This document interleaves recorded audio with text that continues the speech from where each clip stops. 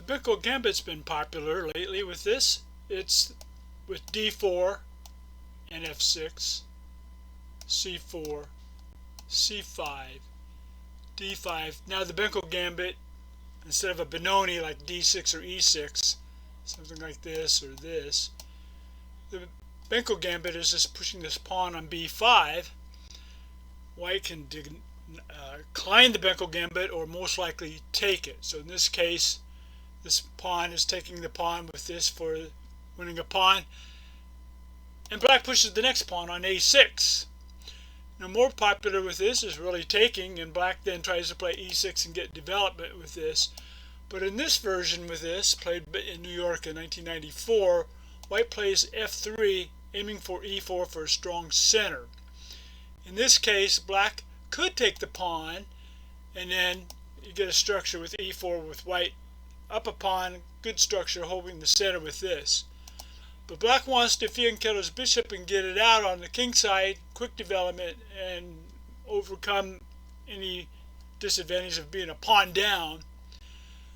White continues with e4, controlling the center, and now ready to play e5, so black plays d6 to prevent the push on e5 for white.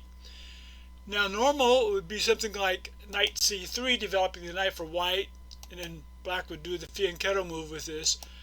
But white can also play knight a3, holding his pawn on b5 with both the knight and the bishop. Black follows up with bishop to g7, the idea of fianchettoing the bishop and castling kingside for black to get development and get the rook into play and get the king safe. White then develops his knight to e2. Black now castles. Pawn down, but trying to get quick development, getting the king safe, rook into the game. At this point, white could have played something like queen d2, but black could get e6, try to get a good game with this. That's probably equal, but instead white develops his other knight, or is already from e2 to knight c3, so he clears the bishop, gets the knight, so he's got two knights and a bishop on this b5 square with this. At this point, black could have played something like knight e8, looking for that fianchetto bishop to go on the long diagonal with that, but also e6. So if pawn takes pawn, we get the development of the bishop with this. It would look like something like this. And a good development piece with this, still getting developed. So what happens is white develops the bishop to c4 to hold the center with this, so he's got bishop, knight, pawn on that d5 square with this. Now black decides to take that pawn that was on b5 with pawn takes pawn on b5.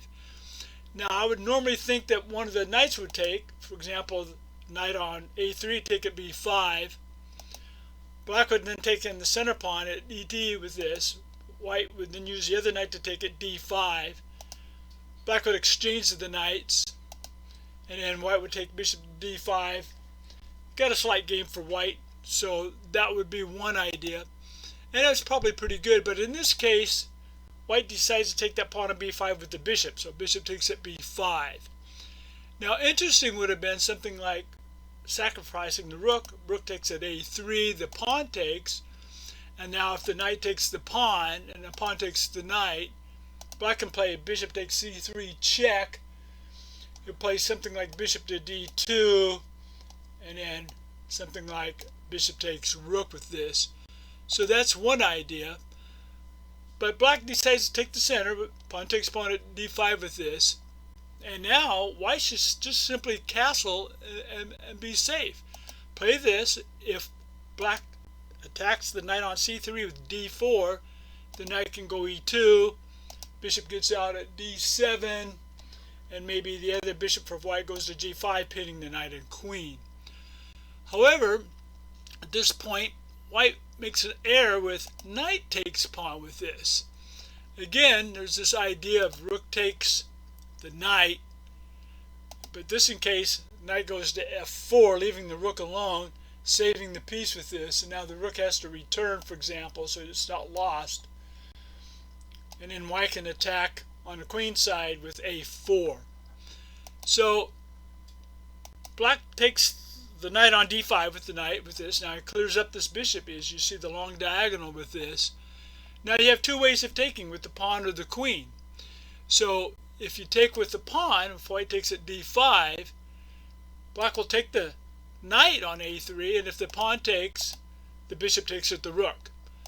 So decision is made for black to play knight takes knight, and we've seen what happens with e d5. But if you take it with the queen to d5, black still takes the knight with the rook, pawn takes.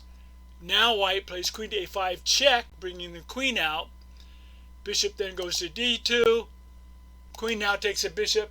He's up a piece with this. He can play bishop to a6, for example, something like that. He can retreat if he doesn't like that. If rook goes to d1, black plays this, and he's up a piece and eventually wins the game. So that's a trappy Benko Gambit that black played and won with.